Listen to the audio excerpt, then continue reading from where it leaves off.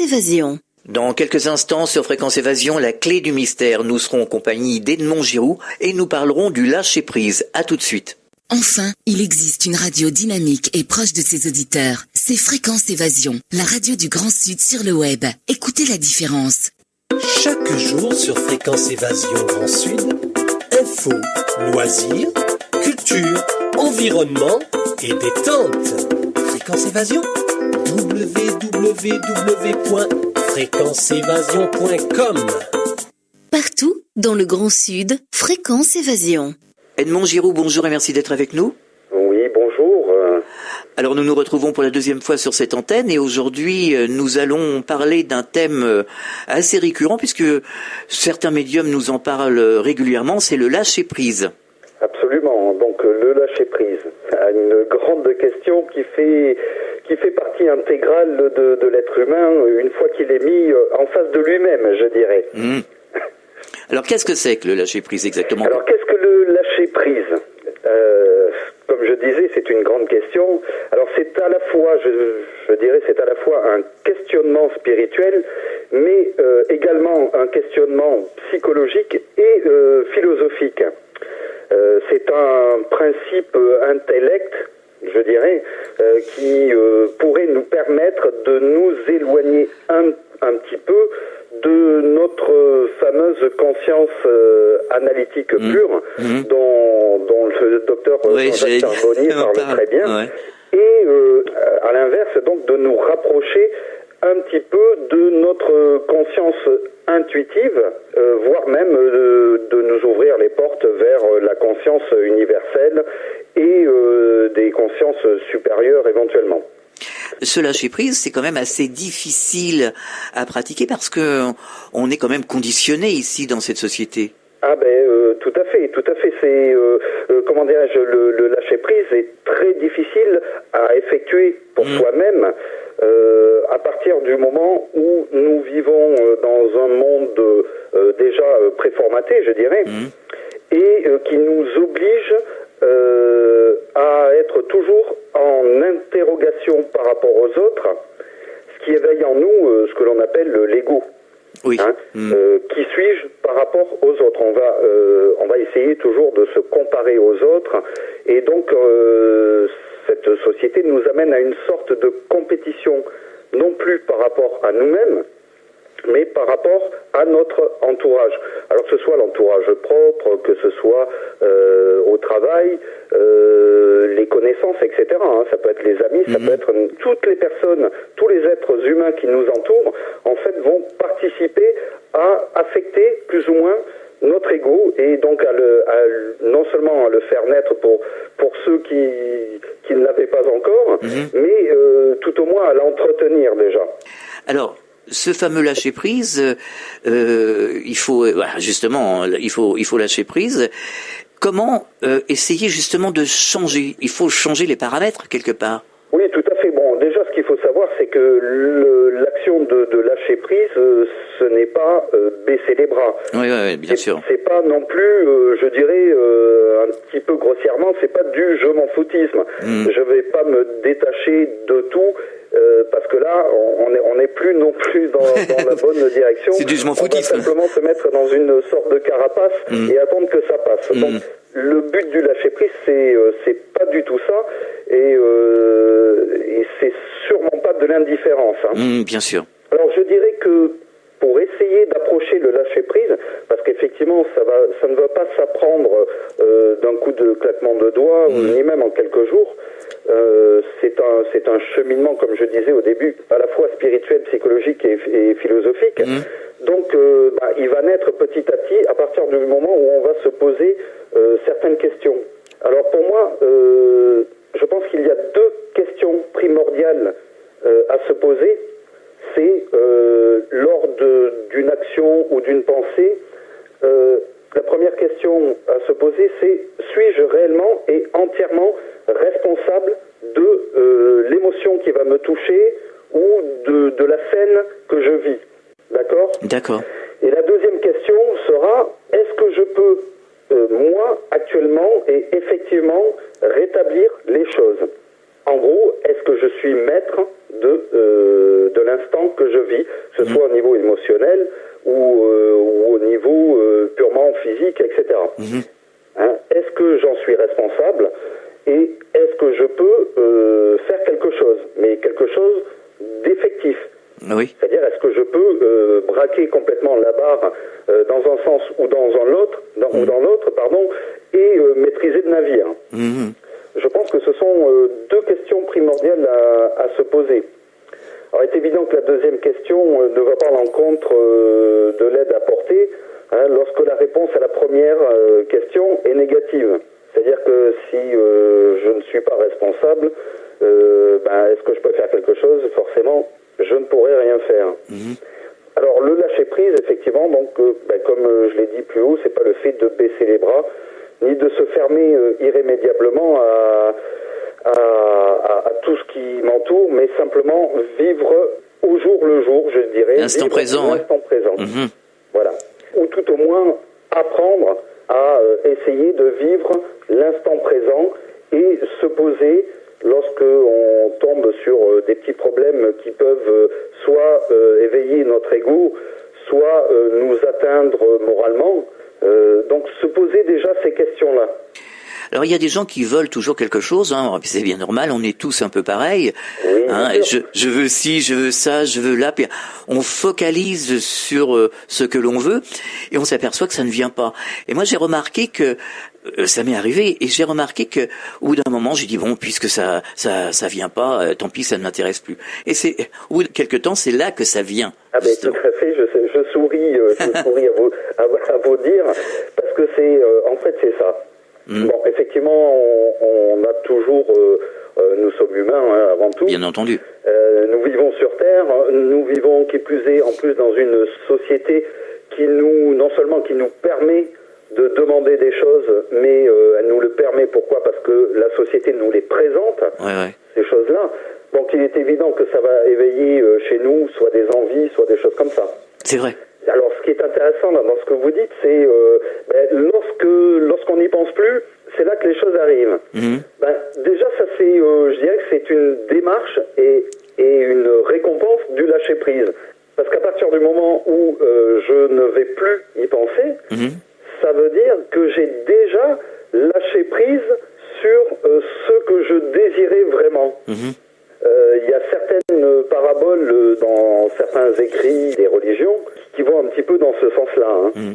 Alors justement, il y a certains médiums qui me disaient dans cette émission, on a évoqué un petit peu le lâcher prise, et qui me disaient écoute, ne fais pas attention, si tu es un peu relax dans ton esprit et que tu ne focalises pas sur les choses, c'est là que tu vas rentrer dans l'ouverture et que tu vas recevoir des informations. Oui, effectivement. Alors, je ne sais pas si ces personnes-là parlaient au niveau de la perception médiumnique. C'est-à-dire que il disait que quand parce qu'on a tous des possibilités médiumniques finalement, et un jour on avait fait une émission comment développer ces pouvoirs médiumniques qui sommeillent en nous. Oui. Voilà. Et donc il faut pas dire je veux. On était encore dans cette chose de vouloir à tout prix voir. Et il disait non, quand vous êtes relax, vous êtes dans votre jardin, vous pensez à autre chose, vous êtes en état de décontraction, de relaxation, et c'est là vous lâchez prise inconsciemment, et c'est là que vous recevez des informations. C'est exactement ça, et c'est un petit peu ce que je suis en train d'écrire dans mon prochain ouvrage sur le lâcher prise, justement, en parlant des mondes invisibles, et cette technique du lâcher prise. Enfin, je dis technique, c'est pas le mot exact. Parce que ce n'est pas une technique, c'est quelque chose de beaucoup plus subtil. C'est une faculté. Et effectivement, ça vient après l'apprentissage de l'observation de la nature, de la contemplation de la nature, et voire même après de la méditation. C'est une chose qui se fait naturellement à partir du moment où on va commencer tout en bas pour déjà commencer à habituer son corps à se lâcher, à essayer de s'observer soi-même de l'extérieur, écouter les oiseaux qui chantent. J'avais l'habitude de dire à certaines personnes, justement parlant du sujet, qui était plus sur le sujet de la contemplation de la nature, à partir du moment où on est vraiment dans la relaxation la plus totale au milieu de la nature. Bon, je parle de la nature parce que c'est un très bon moyen déjà de revenir aux sources. Ah oui, oui. D'une part, et c'est tellement agréable. Donc c'est vrai parce que bon, on peut faire ça après, je le dis également, on peut faire de la méditation en salle, mais pour moi l'effet n'est pas le même, surtout quand on débute. On peut être dégoûté de la méditation tout de suite en salle, donc l'idéal c'est effectivement d'aller faire une petite promenade dans la nature, et on ferme les yeux simplement, on s'assoit auprès d'un arbre, on s'adosse à un arbre, on ferme les yeux et on écoute le silence, à la fois le silence et le bruit de la nature. Et là, on va s'amuser à essayer de reconnaître tous ces bruits qui nous entourent, qui nous sont pourtant familiers, mais que l'on n'a plus l'habitude de reconnaître parce que notre esprit est cadré ailleurs, il est axé uniquement sur le vouloir et sur le travail, etc. Et là, en effectuant ce petit exercice, qui est vraiment pas compliqué, on s'assoit, on s'adosse à un arbre, on ferme les yeux et on écoute. Alors on écoute le vent, on écoute le silence. Eh bien, au bout de quelques minutes seulement, on sera capable de reconnaître le bruit du vent remuant les feuilles de tel arbre. Puis après on se dira, toujours les yeux fermés, ah ben là, le vent n'est plus sur l'arbre sur lequel je suis adossé, mais il est sur l'arbre que j'ai croisé, qui est à 10 mètres de moi, qui était grandiose. Et là, j'entends un pinson qui chante. Bon, bien sûr, il faut connaître un petit peu les oiseaux. Les chants des oiseaux. Et on se prend au jeu de cette nature, et on va s'y prendre. Pourquoi ? Simplement parce qu'on a ressenti cet apaisement qui est en nous, et qui nous permet non plus de nous concentrer sur la facture EDF, que j'aurais peut-être des problèmes à régler ce mois-ci, sur la voiture que je dois amener chez le garagiste parce que j'ai ma vidange à faire, sur vous voyez, tout un tas de petits points qui rythment notre vie moderne et qui, quelque part, brouillent les ondes. Oui, tout à fait, oui. Le lâcher-prise c'est la suite logique de l'apprentissage justement de cette méditation. Alors comme je le disais tout à l'heure, ça peut se faire dans un salon, ça peut se faire plus en profondeur dans la forêt, ça peut se faire partout, ça peut se faire même à la maison, dans un coin isolé si possible, mais parce que bon, il faut éviter quand même les grands bruits, les choses comme ça. Mais c'est la suite logique, le lâcher prise pour moi, et la suite logique, si on veut le percevoir correctement, il faut s'y initier à la suite d'une contemplation de la nature ou d'une méditation. On marque une pause, on revient dans quelques instants. Radio Fréquence Évasion, le son de la Côte d'Azur.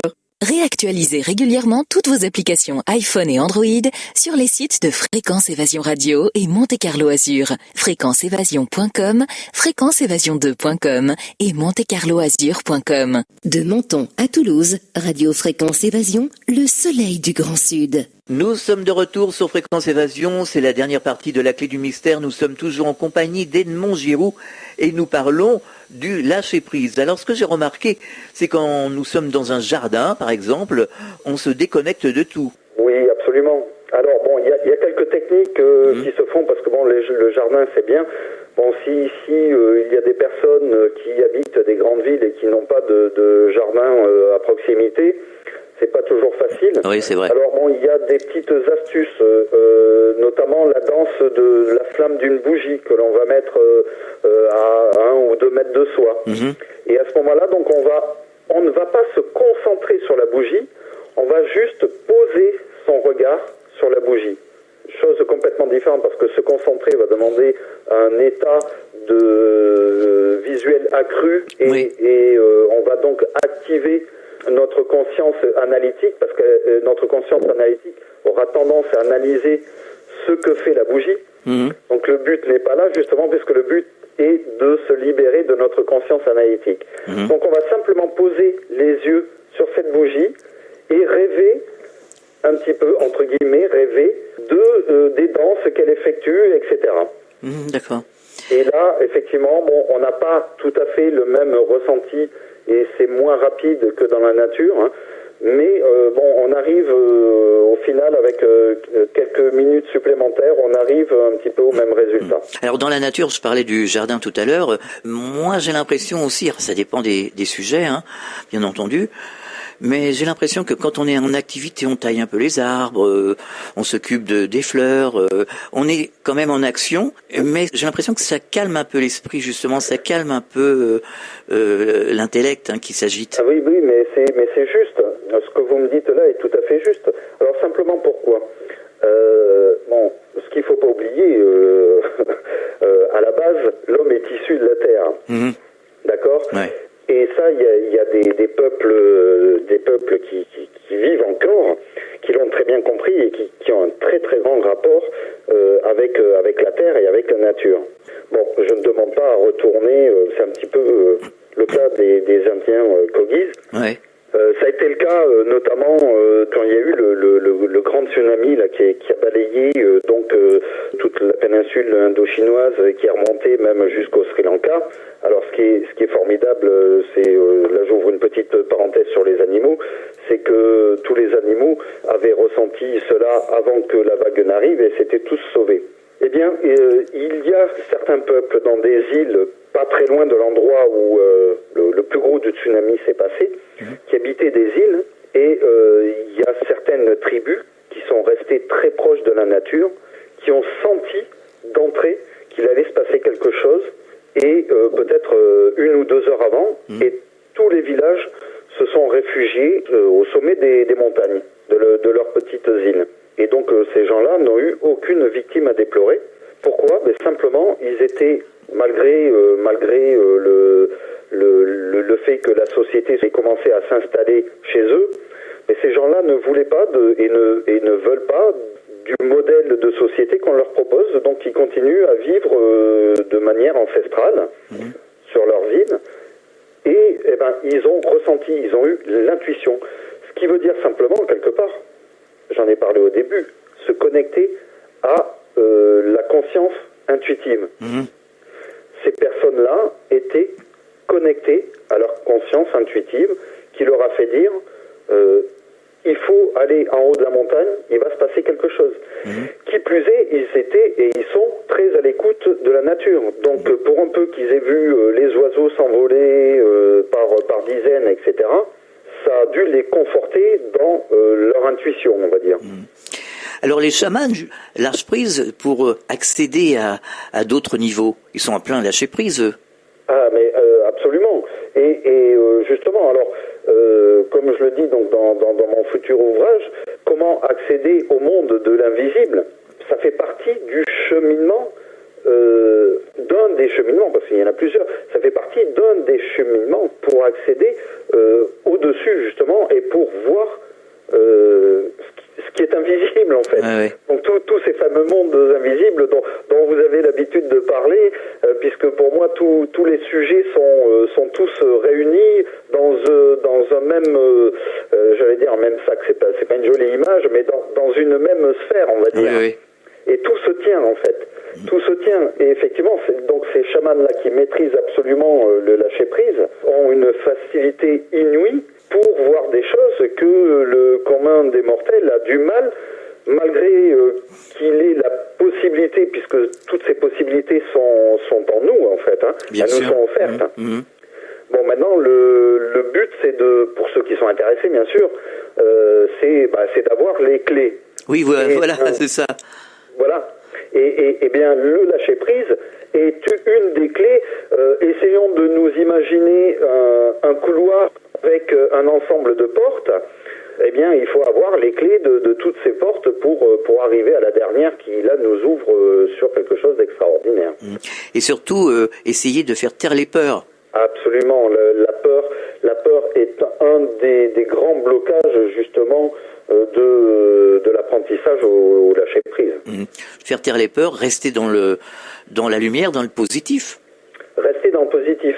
Ce qui est assez marrant, c'est que dans le lâcher-prise, on peut avoir plusieurs problèmes. On peut avoir à lâcher prise sur du positif comme sur du négatif. Bien sûr, oui. Alors sur du positif, par exemple, je vais avoir mon copain qui va avoir une promotion, mon collègue de travail qui va avoir une promotion. en soi, ça reste du positif. Bien sûr. Mais notre ego nous dit, mais pourquoi lui et pas moi? Ah oui. Et donc on va le transformer en négatif pour soi. Et ça va nous faire du mal. Oui, oui, absolument. Au lieu de se réjouir de sa promotion, eh bien on va le transformer en quelque chose de négatif, alors qu'à la base ça reste positif. Et puis après, effectivement, ça peut être du pur négatif, mais que l'on ne maîtrise pas. Oui. Quoi qu'il en soit. Oui, et là on crée de gros blocages. Et là on se crée des problèmes là où il ne devrait pas y en avoir en fait. Oui, tout à fait. Je sais pas, un exemple, j'ai l'habitude d'être toujours à l'heure à mon travail. Je prends ma voiture, je tombe dans un bouchon, je sais pas, il y a un accident par exemple sur l'autoroute que j'emprunte. Je sais que je vais être en retard, ça va m'énerver. Oui. Je vais m'énerver. Alors que je ne peux rien faire. Et je n'y suis pour rien. Et 2, je ne maîtrise pas la situation. Et ça sert à rien de s'énerver. Pourquoi s'énerver? Bah voilà, c'est ça. Alors c'est justement la maîtrise, surtout pour les gens qui sont un petit peu soupe au lait ou qui ont tendance à partir au quart de tour. Et c'est là où il faut peut-être apprendre la maîtrise de soi-même, quoi. Essayer de dire non, ça n'en vaut pas la peine, c'est stupide, ça sert à rien de toute façon, et plutôt être dans l'action que dans l'énervement. Voilà, absolument. Alors, je dis pas que au départ, bien sûr, suivant ce qui nous tombe dessus, comme on a l'habitude de dire, je dis pas qu'au départ, on a le droit d'avoir un sentiment de voilà, ça nous prend au corps, ça nous prend. Mais le but, ce n'est pas, comme je disais, c'est pas du je m'en foutisme. Non. Mais donc, on prend l'information, elle nous touche d'entrée, et là, on réfléchit un temps soit peu, on se dit, je ne peux rien faire. Oui. Et là, on vient au lâcher-prise. Oui. Que l'information nous touche, c'est tout à fait normal, parce qu'autrement, comme je disais tout à l'heure, là, on est vraiment dans le je m'en foutisme, je vais me répéter. Mais non, le truc, c'est pas ça. C'est je prends l'information, je la prends, je me prends une claque, je l'analyse. Bon, mais ok, de toute façon, c'est pas moi qui le fais, je ne maîtrise pas et je ne peux rien faire. À partir de ce moment-là, la pression redescend et hop, on redevient, entre guillemets, normal. Oui, faut remettre tout à sa juste place. Voilà, exactement. Edmond Giroux, qu'est-ce qu'on pourrait dire d'autre sur le je m'en foutisme, sur le lâcher-prise qu'on aurait oublié? Je dirais que apprendre le lâcher-prise, c'est apprendre à vivre pleinement déjà l'instant présent, sans tout analyser. Et en isolant vraiment définitivement tout ce qui est regret ou but à atteindre, des choses comme ça, et surtout que l'on ne peut maîtriser. C'est très important, je pense, sur le sujet. Et quand on arrive à commencer tout au moins, je ne dis pas de devenir des maîtres du lâcher-prise. Non. Nous ne sommes pas encore des bons bouddhistes ou même des moines. Voilà, il y a certains moines chez nous qui savent facilement faire ça. Mais au moins apprendre le b.a.-ba, faciliter déjà d'une part notre vie pure, notre vie terrestre, ça aide énormément.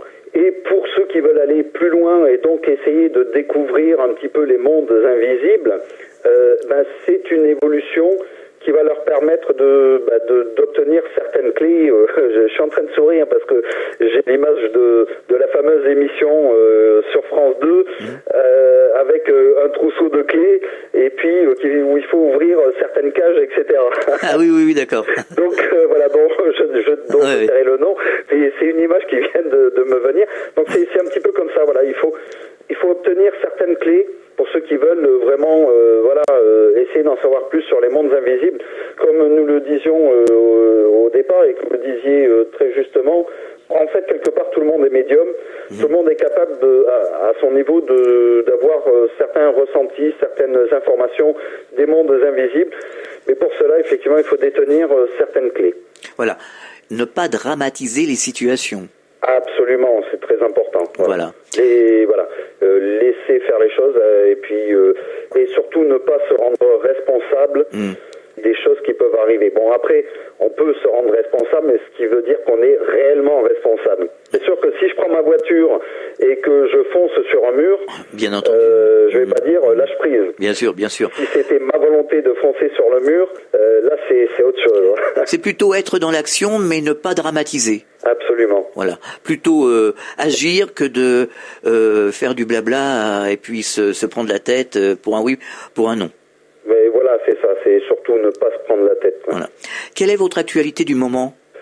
Eh bien, donc actuellement, bon, j'ai pris un petit peu de retard, donc comme je le disais, sur mon prochain ouvrage, qui sera en plusieurs tomes, et dont le nom du volume s'intitule donc Les mondes de l'invisible. Vous viendrez nous en parler ici, voilà. à cette antenne. On peut vous retrouver sur Internet ? Absolument, donc www.edmond-giroux.fr. Edmond Giroux, merci d'avoir participé à cette émission et à une fois prochaine sur cette antenne. Au revoir. Eh bien, merci à vous. Bonne journée. Au revoir. Fréquence Évasion.